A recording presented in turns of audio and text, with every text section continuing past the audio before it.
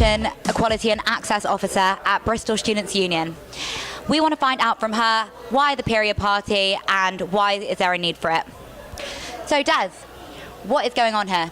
Well, we're having a kind of culmination of this massive campaign that we've done all week. So we've been putting out tampons and pads in study spaces in the SU, and today we're celebrating the campaign as well as raising awareness about period poverty and kind of letting everyone know that we're actually lobbying the university to provide free sanitary products for students. So what is the aim? What is the lobbying about?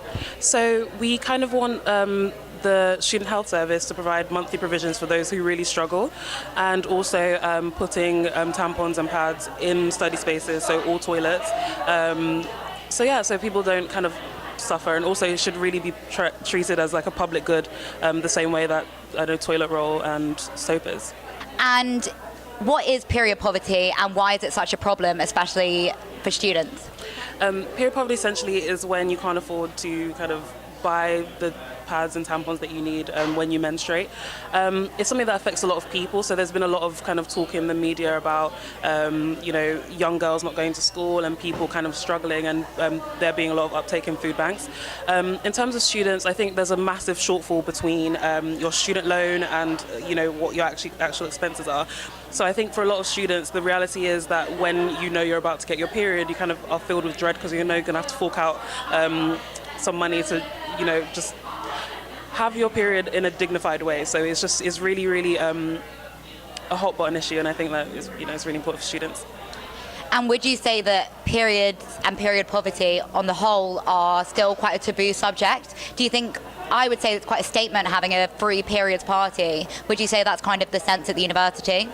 Well, as of right now, we're not entirely too sure what the university's reaction will be, but I'm looking to go into talks with them. I think in terms of periods, I think because of the way that, I'm going to go into patriarchy, but the way that society is kind of constructed is that people see it as a non-issue essentially. But you kind of see at university, we can get condoms, we can get STI checks, we can get like toilet roll and soap. So it's just something we can't control, and it's something that should be really catered for by the university. Absolutely, and 54% of student body are women, and so we can assume that at least 54%, and if not more, do suffer from periods every month, and they shouldn't be forking out for them. Yeah, and another thing with that is also, trans men and non-binary people also suffer from periods, sorry. I think it's kind of a fair statement. We do suffer. Yeah, so it's kind of an issue that encompasses all genders essentially, and everyone deserves to have their periods in dignity.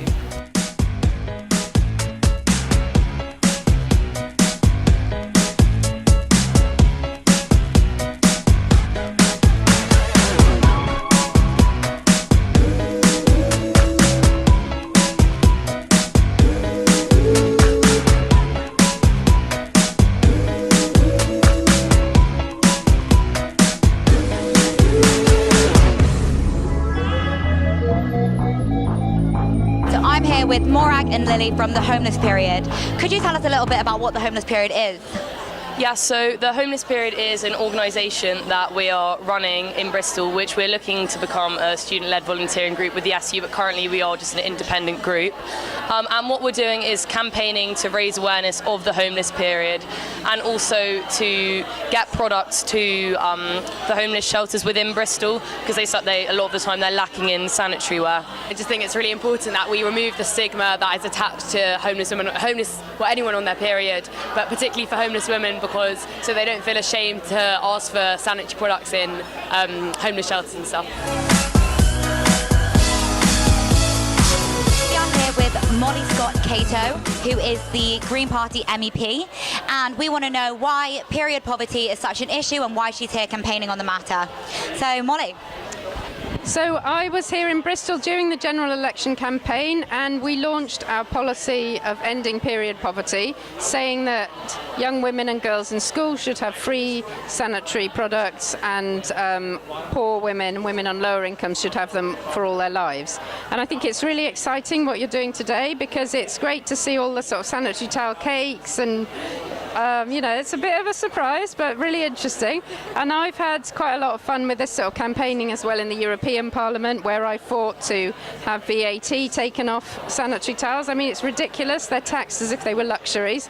And, I remember hearing George Osborne talk about periods in the House of Commons, and I've talked to the tax commissioner for the whole of the EU about periods. And when I was young, those things just would not have happened because there was such a taboo. So I think you're doing a really good job ending the taboo and also making sure that women, no matter what their income, they can have periods without having to worry about the costs. So good job. I'm enjoying it. Thank you so much. You've answered all my questions, so that is perfect. Thank you so much, and thank you for being here tonight.